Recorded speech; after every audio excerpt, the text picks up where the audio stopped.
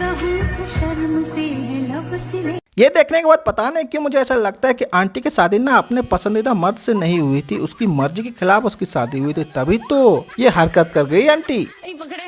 लगता है उसका पसंदीदा मर्द जिससे उसकी शादी नहीं हुई, देखने में ऐसा ही होगा जवानी के टाइम में। यही वजह है कि आंटी फिसल गई।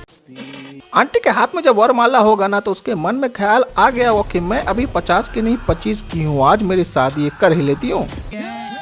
फिर अचानक आंटी का दिन दहाड़े देखा हुआ दिन दहाड़े सपना टूट गया और लोग हंसने लगे।